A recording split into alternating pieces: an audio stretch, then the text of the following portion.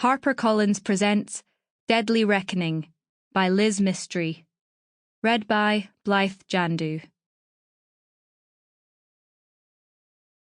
As well as being dedicated to my ever-growing extended family and my brilliant husband and children, Deadly Reckoning is also dedicated to Kath, my niece Jana's guide dog, who very sadly passed away this year. Such a beautiful, gentle dog and a wonderful companion to Jana. She will never be forgotten. Prologue. May. Marry.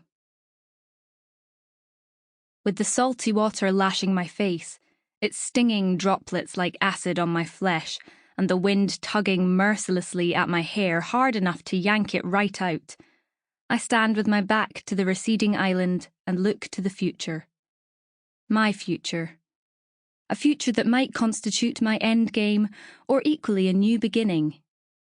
Either way, I'm up for the challenge, ready to march onwards like the soldiers I so like to taunt. I've enjoyed shocking their sensibilities these past weeks, but although, for now, they're scratching their heads in perplexed confusion, I'm savvy enough to accept that a bit of hair dye, body-fattening disguises and the like won't protect me for much longer. But c'est la vie. I pull my jacket tighter round my body, savouring the push and pull pounding my bones as the freezing squall buffets me, an inconsequential piece of flotsam in the ebb and flow of life. But at least I'm alive. These last months have been trying, not the end of the world, I agree. After all, living here, albeit in a basic cottage, beats being tossed in the nick. Although it's not been pleasant, on a positive note, it has been safe. Well, safer, for me. That's what comes of having a muddied past. It's hard for them to follow all the interwoven threads that might have led them here. I mean, who would ever link me to a step-great-granddad from Skye who was as canny as me when it came to putting things down on paper? No. The old bugger on his deathbed just slipped me the key when I was 12. My adoptive mum, totally lame bitch that she was, had moaned and groaned about trekking up here. The only reason she made the hike, I reckon, was because she thought the old bugger would leave her something in his will.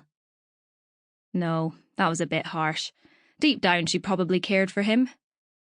He didn't, though. Leave her a sodding thing, that is, and boy did it piss her off.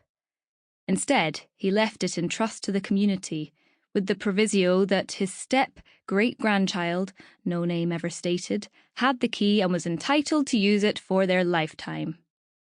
Like I said, the Algin was well canny, and with the locals viewing him and his land with fear, augmented by the multitude of creepy bogeyman stories that circulated for years, they kept well clear, allowing it to slip into disuse, only to be awakened on my infrequent visits.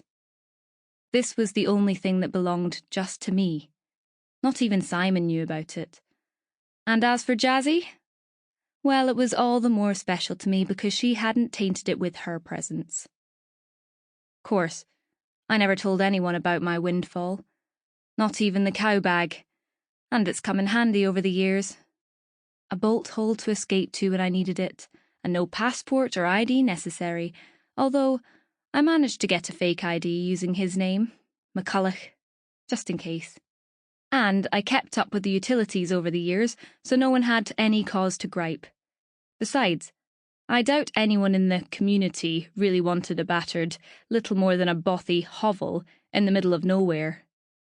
Not even the village kids thought to use it for their illicit drinking or weed-smoking sessions. Too far to trek to when you're high, and, besides, I think fear of the ghost of my cantankerous old step-great-granddad, Stuart MacBride, was enough to frighten them off. Every time I visited over the years, I made sure to be in disguise. I value the importance of forward planning, and even at that young age I realised that there would come a time when that hideaway would be of use. But now it's time to leave the safety of the island and return to the limelight. It's time to put an end to this once and for all. Thankfully, my network of acquaintances, apostles and Sample complete. Ready to continue?